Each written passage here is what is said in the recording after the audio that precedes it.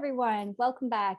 Today, our guest is Anjie Cho, who is a New York-based architect who combines her eye for observing interconnectedness and interdependence of the spaces through her mastery of the art of Feng Shui. She is the founder of Holistic Spaces, which shares the ancient traditional practices of Feng Shui through its assortment of crystals, home accents, and elixirs, and also shares her knowledge through Holistic Spaces podcast and Mindful Design School. Hi, Anjie. Hi, Paige. Hi, Tamsin. Hi, welcome. We're so excited to have you today. And a lot of people know you from Holistic Spaces and as a Feng Shui designer and an architect and from Mindful Design School. But we're excited to get to know you more on a personal level and get to know who is this person behind all of this work. Yeah, it's kind of refreshing. It's nice because sometimes I feel like people they want to know like what to do, they want advice, they want to get information from me, and then not a lot of people are curious about me, so it's nice to be able to talk a little bit about my personal stuff too. So thanks for asking. Yay. So we like to kick off our podcast asking our guests, Paige and I started this show because we realized that beauty is just this elusive concept that's constantly changing and evolving, even through society, but through personally. And so even our perception of beauty is constantly changing and evolving. So we're curious to know at this moment right now, what is the most beautiful thing about you and what makes you feel beautiful? Well, I just had lunch with one of my mentors yesterday, and I'm starting to get gray and white hairs, and I don't think I've seen her for a few months. And she was remarking about how I have these little gray hairs that are coming in right around my, like the sideburn area. Like Asian women get sideburns more than I think. I don't know. Anyway, these sideburn things, and then I noticed they're doing these it's doing this like a white, you can't really see it on Zoom, but like a white little tuft of hair, like it's framing your face almost. And so I don't know if it's beautiful, but I was just told that was a beautiful new feature to my face that I was surprised at, but actually someone else remarked on it too. So getting old, getting gray, and having that be a thing of beauty is really wonderful. I love that. It's like, I feel like I haven't seen a lot of people with gray hair like on the sides. And so like the image I get is like, I don't know, like those old sages, like floating. Very. It feels like they're underwater, but they're actually just in the air on clouds. Yeah. My white hair is like growing from here, like it grows from here, and I'm just like, whoa, if it like grows out like that, it'll look really cool. It'll look like Storm from Marvel. I really wish I would love to get one of those too, but my hairstylist says that my white hair is growing in really nicely, and I don't know, I think I'm totally okay with going gray.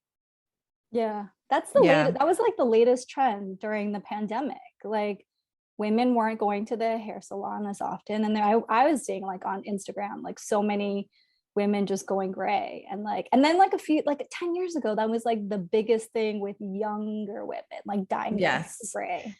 Yeah, they're going for silver, gray. I felt like it was really popular too in the Asian population. I don't know if it was inspired by manga or cosplay, but a lot of young women were going like white and gray and silver. And like that pink and like the really light pale colors. Right. Yeah. Oh, I love that. And I love that your teacher pointed that out to you. Was this your Feng Shui teacher? Actually, no, one of my flower teachers who's like a meditation mentor. I have many teachers. Yeah, that's good. I think all of us are perpetual students, right? And we're constantly learning, taking classes, seeking mentors. So I totally understand what it's like to have multiple people that you call your teacher and you look up to. So Anjie, speaking of beauty and currently how you feel beautiful, Feng Shui, of course, is a lot about beauty. And we're curious how it's impacted the way you see beauty in yourself as well as in the world. You know, you sent me this question, and I think I wasn't sure how if I agreed with Feng Shui as being connected to beauty, but I think that a lot of people do think that, because the the general definition or impression of what Feng Shui is typically connected to interior decorating, right? So how does your home look? When in reality, Feng Shui is much more about the energetics of the space rather than what it looks like. And in fact, many Feng Shui consultants, they might have kind of bad taste. And they're not, and some of them like have no skill in making things look beautiful.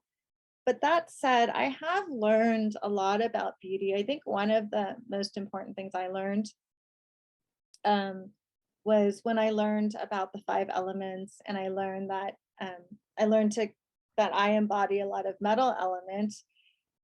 Metal element gets a bad rap sometimes because like you can be like an axe, and you can be very efficient and organized, but it's also the flip side to metal. The way that we look at it in Feng Shui is to really be a lover of beauty. And to really see beauty in the world. And then that in turn, that also allowed me to be able to embrace those parts of me that I thought were very harsh as beautiful, like the qualities of metal that I have, instead of looking at them as negative, looking at them as beautiful characteristics or personality tendencies that I have. That's really interesting. Like maybe because I'm a metal person too. I have a lot of metal in me. And so I saw Feng Shui as like this practice of beauty. And then I kind of see architecture in that way too. Like, but then, so I'm curious, okay, before I butt in, I'm curious to know then, how do you define beauty? I don't know how I define beauty. Let's go back to that in a bit. I think it's really interesting because it always changes. Like I remember how I thought what I thought was beautiful when I was younger. Through the different practices that I cultivate now, there's so many different ways to look at beauty. I guess it would be something like being able to see the imperfection in something, because when, like, for instance, when you see like so I look at photos a lot, and when you see computer generated images of homes, I can pick them out really easily because they're too perfect. They're too perfect, and it's very stylized, but the average person I don't think can pick it up, because many people think those are real photographs.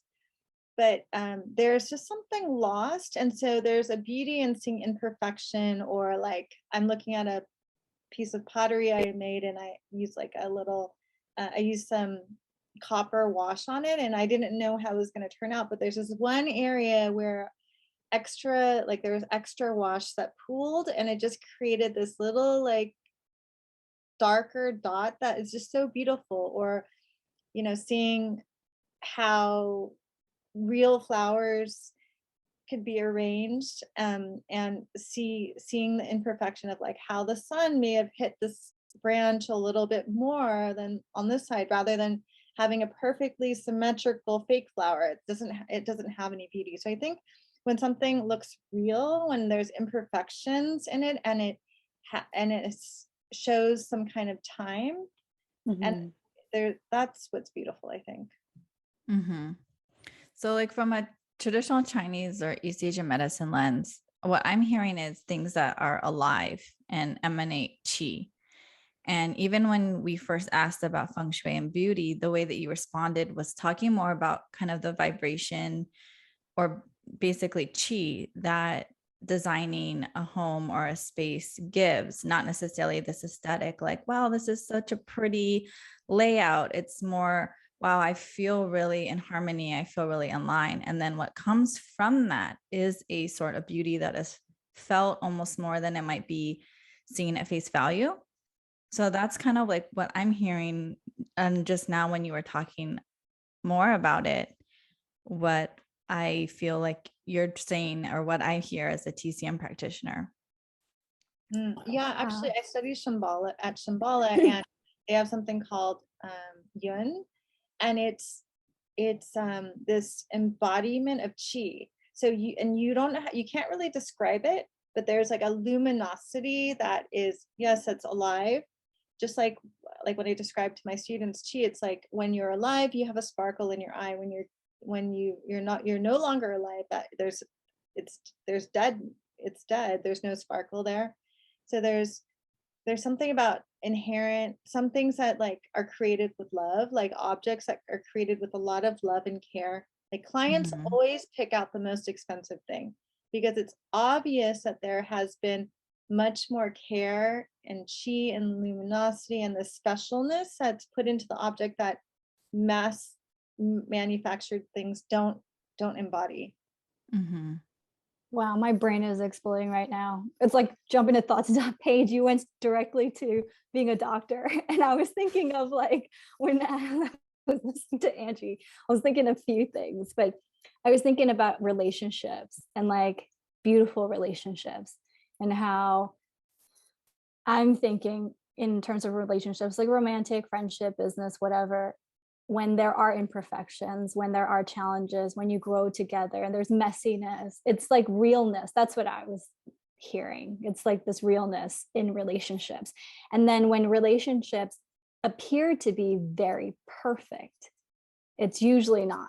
And it's really ugly. And it's a lot of like manipulation, or like it's never, you ever hear those relationships where it's like everything was perfect, and then underneath it was just like a complete disaster. And so, and then I was also thinking, because you do Japanese floral design, Angie, there's that the Japanese have that philosophy where they put together like gold like potteries that are broken with gold, right? And I forget the name of it, but it says so much about their culture in terms of like how they see beauty in terms of imperfection. It's that imperfection that makes it so beautiful. Yeah, I think it's called kintsugi. Yeah, maybe we'll look it up. Yes. Yeah, well, I mean, speaking of flowers, people sometimes get very upset or very emotionally charged about this one particular feng shui conversation about dried flowers versus fresh flowers. And my answer is, why would you want to get like fake dried flowers that never change when there's so much beauty in fresh flowers? And typically the answer is because they're cheaper, or I don't have to worry about keeping them up, or they'll last longer. But there's like, when I come home from class and I have like a bunch of flowers, people might say, oh, where, like, are you coming from a celebration? Is there something special happening? And just even paying attention to the flowers and noticing that they're dying and they're expiring and taking care of them, and it's just a special thing. And so it always fascinates me that sometimes people just want like something fake and just put it there and never think about it again, versus like really having something that's, again, like Paige said, alive. Mm-hmm. Right. Yeah. Well, and this makes me think of this concept of impermanence, right? Because there's something that when it's alive and imperfect, a lot of times because it's alive, it's also fleeting. So earlier, this conversation around flowers, and, you were mentioning like a fake flower that will be there forever versus one that's, getting a little bit weathered, but still there is this interaction with the weathered one that you're not going to get from the fake one. So that fleeting beauty, that impermanence also informs how we feel and think about beauty. Do you feel like I got that right? And do you have anything more to say about that as well? Yeah, I feel like that's very true. And I'm a Buddhist practitioner as well. And so that's one of the main teachings is on impermanence. And when I study flowers and flower arranging, and I also study flower arranging with my Buddhist teachers, that's one of the biggest teachings is that, so I go to an Ikeban class, a Japanese flower arranging class, and you put the flowers, you arrange the flowers, but then you take them apart and you go home. No way. Yes, but hold on. So the actual practice is just doing it, and then it's not like you give it to somebody or take it home. You like undo it as well. Yes. I'm so accustomed to it now. Yeah. But I know if I do a demonstration, people are like, oh, I can't believe she just put that all together and it's so beautiful and she's going to take it apart. But I have actually no attachment to it, which is interesting. I mean, I will sometimes. I'm human. I'll be like, oh, this turned out so beautiful. I'm sad that I have to put it away. But that's the practice. It's like, okay, I receive some flowers, and then you look at each flower, and even with the flowers, you don't want to have every flower isn't going to be perfect. You don't want to have like all perfect flowers that are blooming. You want to see different materials in different stages, like a bud, which represents new beginnings or something starting, and then a bloom that's more open, and then also you might want to put something that's dying, or not dying, but like a not so beautiful branch in the back. Because my Japanese teacher would say, like, even with Japanese sweets, you always put a little salt. Yeah. Oh my gosh. So so many questions, so many thoughts. My monkey brain is going crazy. What I love about this is that like this idea of, so I was thinking about the dried flowers, because you were saying, these reasons why people keep dry flowers.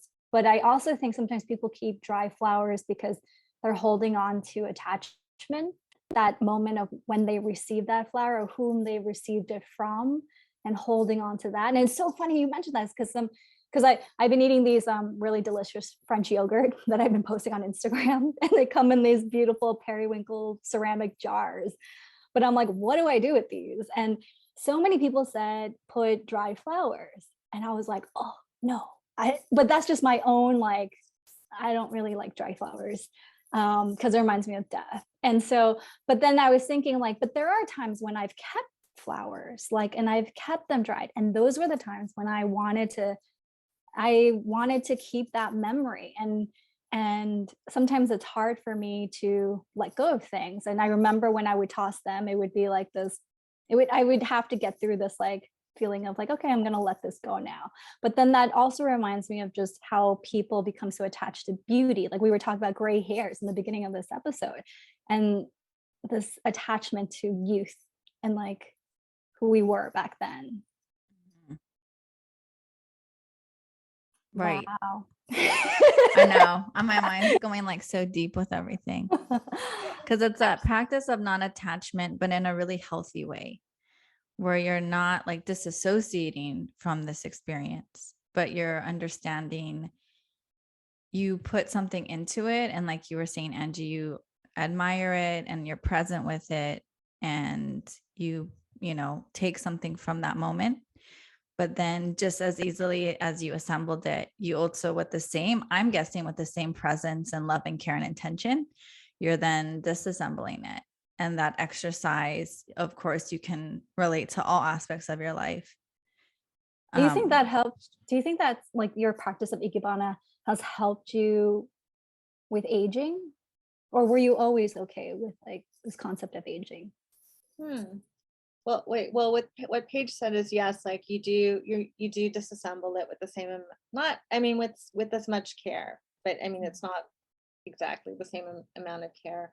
And then you also can dispose of the flowers when it's done, and you don't want to like just let it accumulate, disgusting water and like dead things. You want to keep it up, and then you let the expired material go in a mindful way as well.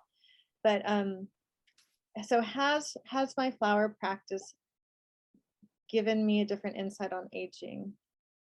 I'm not sure. In a very obvious way it has, because again, I met with my flower teacher yesterday, and she's now in her late 70s, and she was telling me how she has arthritis now and she can't walk as much. And then it reminded me of like we were in Greece together, and we went to the Acropolis, and I was like walking really fast and she couldn't walk that fast, and I was a little bit irritated, but I'm like, okay, she's 70. Like, why do I need to walk so fast? But then, in the pandemic, I started running. And then of course I immediately injured my knee, and then I could barely walk too. So, just coming around to like my eyesight getting worse, and now I'm in my mid 40s, and I don't know if I have a better grasp of aging because I'm still pretty young, but I am aging. I guess because we're Asian, we can be in denial longer about it before we turn into like a harmony. But I don't know. I hope it will help me. Are you scared of aging? I don't know that I am, but I don't think about it that much. So maybe I am. Are you guys scared of aging? Or how do you feel about aging? Lately, I've been thinking about it a lot. And I think it's because for the longest time, I never thought I would get old. Like I just always assumed that I would die young. And then when I surpassed that age that I thought I was going to die, I was just confused for a few years. Like I was like, what am I still doing here? Like, I don't know what to do. And I lived my life as if I was going to die, like in my early 30s or late 20s. And it's amazing I haven't been dead or because I did a lot of dumb shit, but really fun stuff too. And then now that I've hit my 40s, like I am now thinking of aging, because now once I got over the shock that I'm still alive and that this is going to happen, like, and I realized like, oh, I think I'm going to live a long time. And so then when you think about living a long time, I'm not afraid of death necessarily, but I am afraid of dying. And then when I think about dying and aging, I'm not afraid of aging myself personally, but I think as I've gotten older, I've realized society doesn't see you a certain way, or like you stop getting attention from people that you got when you were much younger. And I know as I age, that's going to happen more and more frequently. And so it's an adjustment. And so I think maybe it's my fear of not being seen anymore in society or from people, or people seeing who I really am. Like I'm not this old person. Like I'm actually a human being, and I'm fun and I'm nice. And like instead of just being like, oh, here's this old person. And I see that how other people act when they see older people on the street, and I see that interaction. And I think that is something that I'm struggling with. Yeah, that's really interesting, Tamsin. I'm so glad that you're still alive. So we can have this podcast. For me personally, I mean, I'm half Caucasian and my parents are the same age, but my mom's Chinese, my dad's white. And so now that they're in their 60s, my dad looks so much older than my mom, even though they're the same age. He looks so much older. And so I first, like on a really superficial level, I was kind of like, oh, I'm kind of bummed that I'm half white, because it's like I always have to fight that to feel to because in Hawaii it's predominantly Asian population.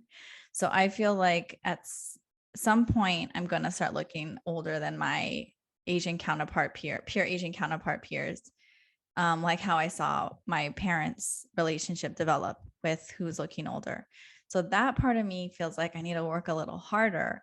But then when I let that go, the superficial layer go, I do feel like for me, aging has been freeing because I don't have the same type of expectations that I guess I put on myself, but I know was influenced by society and our culture of needing to have a certain persona or dress a certain way or be like enticing or exciting.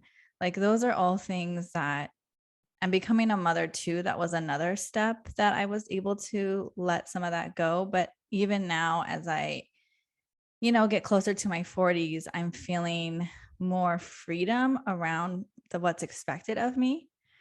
And then I feel like I'm being more valued for the knowledge and wisdom that I hold and possess instead of what I look like and what types of freedoms that gave. That was not as fulfilling as what I'm experiencing now with having more agency and authority when I'm in a room or in the clinic or like in a setting where I need to have a stronger voice.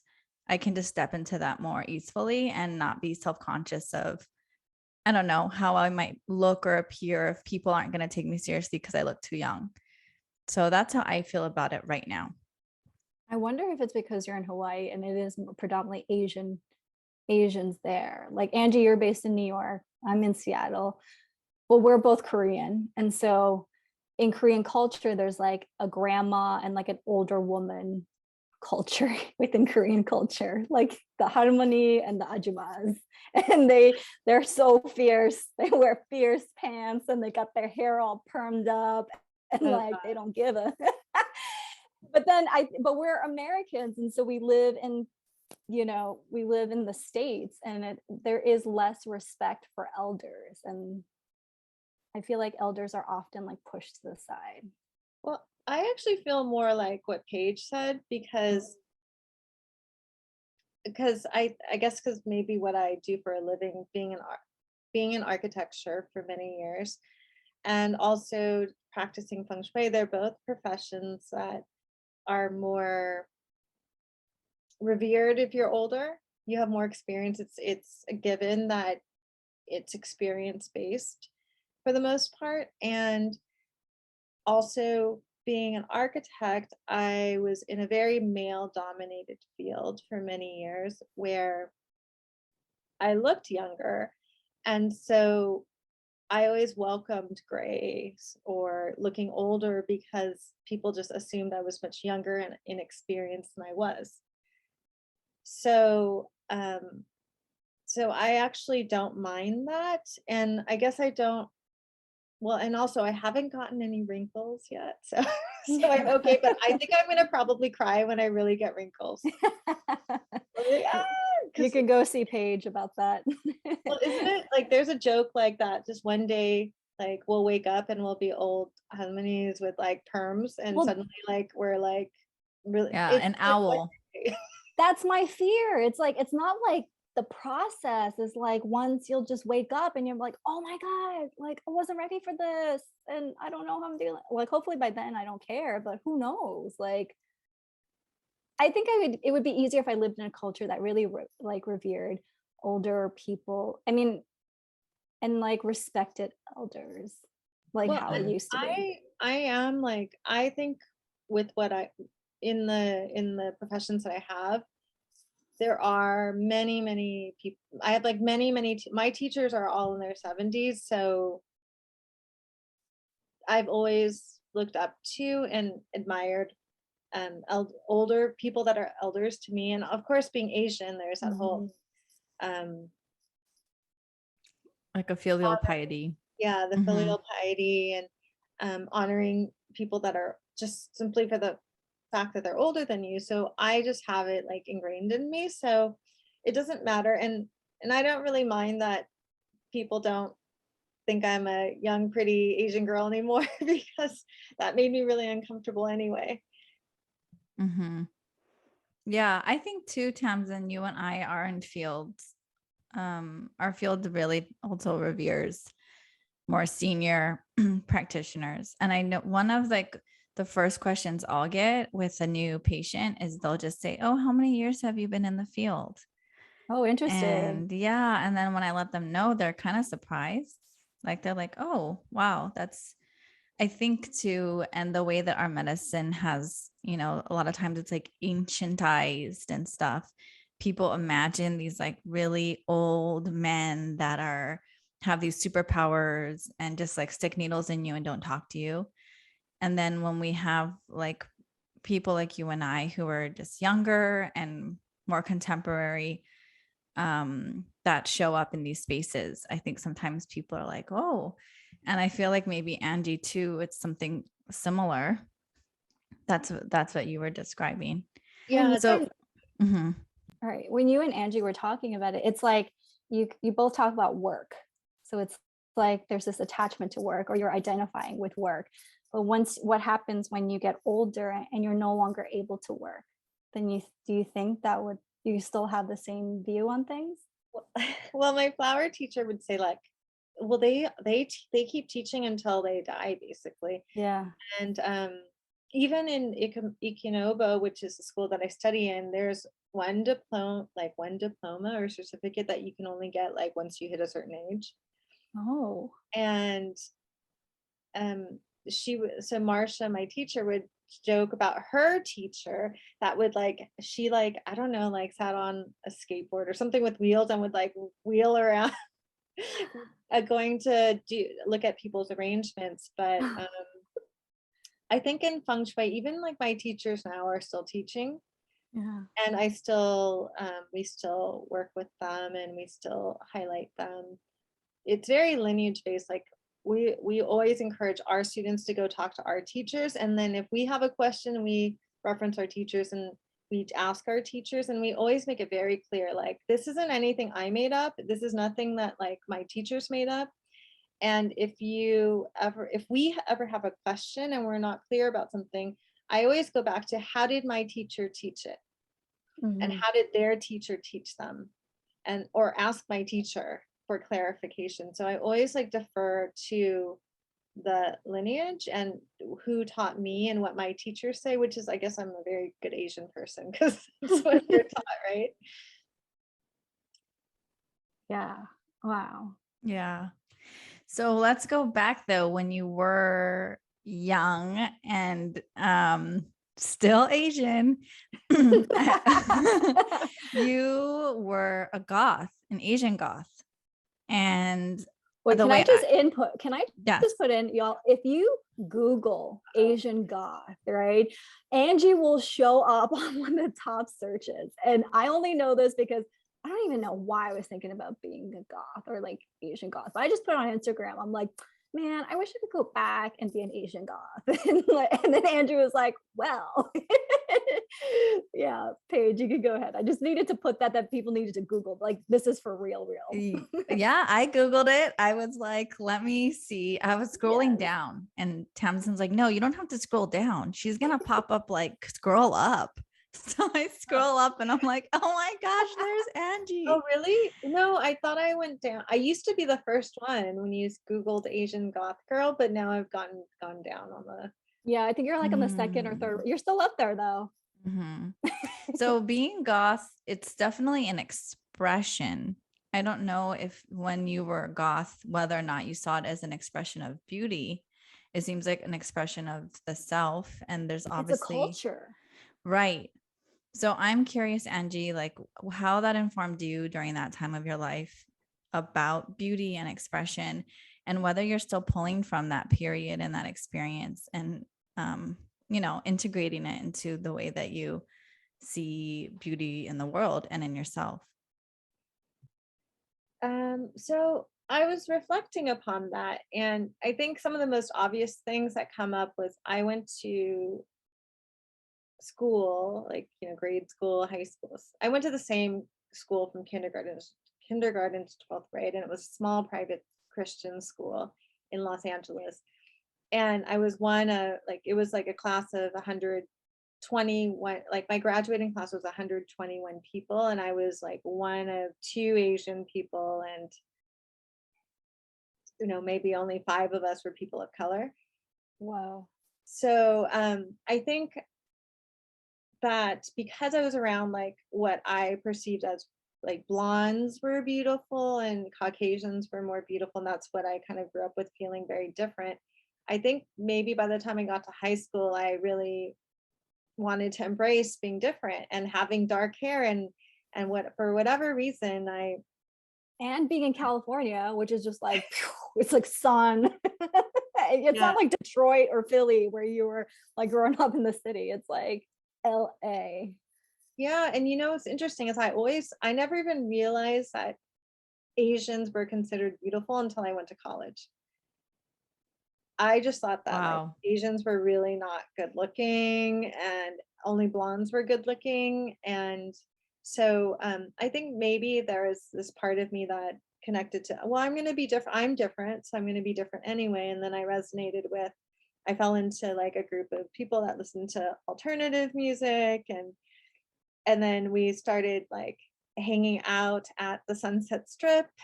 And I got into these like local bands that were somewhat in between goth slash glam rock.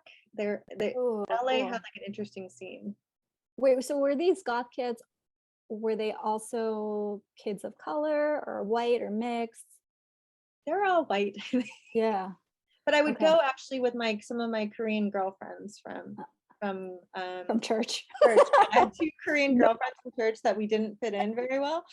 And we would sneak out and go to the Sunset Strip, and we yeah, and it was interesting because it was like a mix between goth and glam. Like I remember I had a crush on this guy who had like long green hair. And then like he wore white face, because they all wore white face but had like different colored hair. And some of them were more goth than others. And he had like a lip ring and an eyebrow ring, and he shaved off one eyebrow and would draw Oh in my stars. God, so awesome. Yeah, he drew in stars. And like I was like, and I would just go and we would go and hang out at the rehearsal space, and we were like 3 weird like 8 Korean girls just like hanging out with them. Like I don't know, we were like groupies, and then we got more into goth stuff. So Did the goth scene accept you guys in the way that the other kids in your school didn't? Like, do they see you like, oh, you're different too because you're goth, instead of like you're different because you're Asian? well, I was more in that glam rock thing when I was in high school, but when I went to college in San Francisco, I did go to goth clubs. And yeah, there was a few. It was one of those things. I always end up in these kind of like situations, I guess, where it's mostly white and then Asians are the next, like there's like 10% Asian, and then that's basically it. That's what I would kind of end up with in these cultural groups, like like Shambhala is kind of like that too. And they did accept us. It was fine, but there wasn't anything like Asian about it. It was just, I don't know, it was just being goth. I don't know. They're a little weird, but I was into it. Yeah, it's cool though because it evened out the playing field. Like it didn't matter what you were, but you were all together goth. Yes, it didn't matter. But I would say it was mostly like Caucasian. But by the time I moved to San Francisco and went to college, that's when I realized like, oh, people like Asian girls, or Asians are considered pretty, And so then I think all the Asian goth girls were considered very pretty or beautiful. That's what was considered beautiful. They were considered very beautiful. There were more Asian goths, and were the Asian guy goths in San Francisco? There was a few. And were they considered hot? That's a no. Long pause. Because then I wonder if it's because like the Asian women just fetish sized, and that's where my mind went. Well, it depends. I think it depended on what your type was. So yeah. Yeah, but the interesting thing, so when you were asking me about the goth thing and my about beauty and being goth, or and also I reflected upon being involved with like that glam rock kind of community in on the Sunset Strip that it was so normal, and I totally forgot about this until you asked this question, but it was totally normal for men to wear so much makeup, like, but not just white face goth makeup, but also like if you think about Poison's first album, Mm-hmm. I forgot what it's called, but they're wearing like very glamorous female like, you know, femme makeup, and it was totally normal, and I was like, oh, Bret Michaels is so hot. Or but I really Nail like polish, and nail polish, yes, and like their nail polish. clothes were all skin tight, and But they yeah, were also very masculine. totally. Right. I mean, the K-pop scene is like that. Like it's the newer version of that. Like the K-pop men, the BTS group, they, you know, when they first came on, it was just like, oh, these guys look like girls. And now it's Mhm. like there's all these like makeup brands and moisturizers for Right. it's gender fluid, and it's so normalized for them to be wearing eyeliner and powder and all that stuff. But the interesting thing Mhm. was back then it wasn't like gender fluid. It was I don't know if it was, because they were Just very goth. like they were like very they were guys. They were dudes that like Yeah, they were, I mean they were very masculine but wore makeup. you're Right. right. And they even and like if you think about like Tommy Lee and Pamela Anderson, they loved like the super busty blonde ladies, like porn Mhm. stars and stuff. So they were like, it was like not, there was no gender fluidity, but they wore all this makeup. So it was very interesting. I'm reading this really good book on the history of makeup. Well, it's like my second book from another author. And they go through, I mean, but you think about it, like makeup on men existed like from the beginning of time, like in different cultures, traditional cultures, men and women wore makeup, and then like even Europe Renaissance, like they wore powder, they wore wigs. It's only like recently we've had this idea of like men can't wear makeup, and Hmm. or that it's this gender fluid. Like, yeah. Yeah, Mhm. and I think the only thing that's really kind of stuck with me for a long time from that goth phase is I almost always wear black. I don't wear very much. Paige noticed that. I usually Mhm. only wear black. Sometimes I'll wear cream. I only wear neutrals. Like I did a collaboration with California Closets, and I took a picture of my closet, and they're like, "Oh, we love how you styled the neutrals." I was like, "That's just my closet." And Mm. for many years, I would not leave the house without wearing like lots of like or wearing lots of black eyeliner. Mhm. Um, and like to the point where like my family would always make fun of me that I had raccoon eyes, but since the pandemic, I was like, I'm not really wearing makeup at all anymore. It's which is funny because we're mostly on screen and people are looking at your face, but I just maybe I guess because we're wearing masks too. But I never wore like foundation or anything like that. I only just wore like black eyeliner. Mhm. So that stuck around. Black, That's just wearing that's black. what Paige noticed, because I was like, Paige, can you believe Angie used to be a goth? And she's like, yeah, I can. I still see it. She wears them black. A lot of Yeah. people still see it because they like, oh yeah, you wear black all the But I time. just assume that's like a New York thing. Like I think in New York, my whole closet was black, and people are like, "You wear a lot of black." I'm like, "Listen, there's different shades of black here." It's And yeah, it's also a New York thing, but I don't feel comfortable wearing colors at all. yeah, Mhm. So that's really stuck around. wow, I love this. So we're just a few minutes before we have to end this, and so I love this, Angie. You said you're not sure about like how you define beauty, but you talked a lot about impermanence, and maybe that is how you define it. And so Paige and we started this podcast because we have this idea that beauty is a birthright for everyone, that everyone should feel and everyone is beautiful. So then if beauty is a birthright, then because we come from Chinese medicine, everything is about immortality and legacy, like what legacy you leave behind. And we sort of talked about that today with your teachers and lineage practices. And so I know this is a big question, but like what beauty legacy do you want to leave behind? Hmm.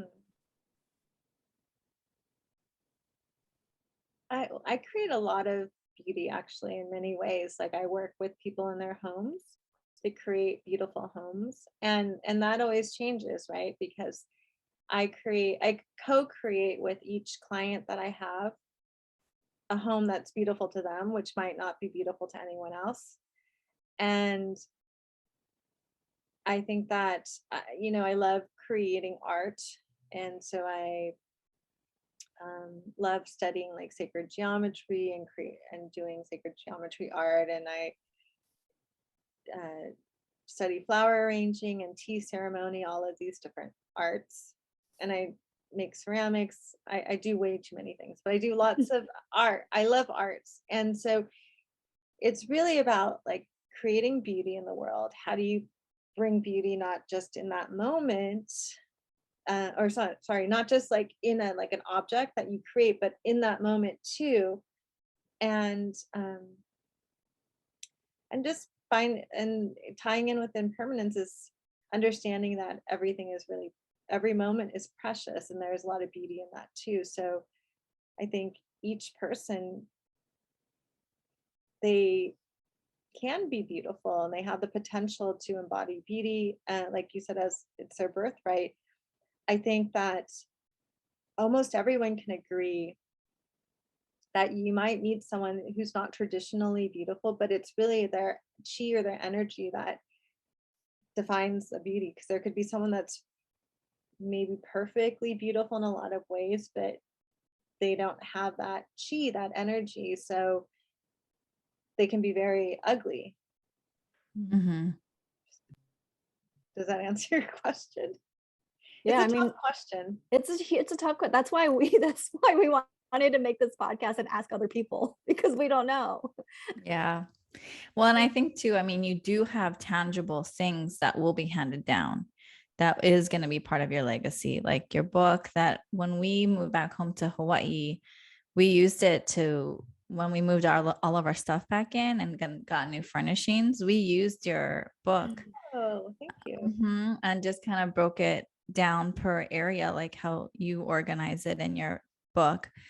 And so I always feel like that's something that's an obvious legacy, but it's still maybe not completely encompassing what you want to achieve. And I love, though, how you're talking about helping people see the beauty, understanding the relationship they have with it, seeing that it's impermanent, and then also admiring that and having this kind of loving detachment with it at the same time. So all of those things are really cool and something that I think we can all learn from. And certainly I hope our listeners can as well. So Anjie, thank you so much for your time. Is there anything, I mean, obviously we could talk to you for so long because you're such a wealth of information, but was there any imparting thing you wanted to add that we didn't get to let you speak on? No, but I think that this is a great conversation because I think it's so complex, and that beauty is really something that everyone can benefit from exploring, having curiosity about, especially now. And even that process is beautiful, like having that curiosity. Mm-hmm. Definitely. All right. Well, thank you so much again, Anjie. And we hope you have a good class. I know you're super busy. We appreciate your time. Certainly learned a lot. And we will be in touch. Thank you. Thanks, Anjie.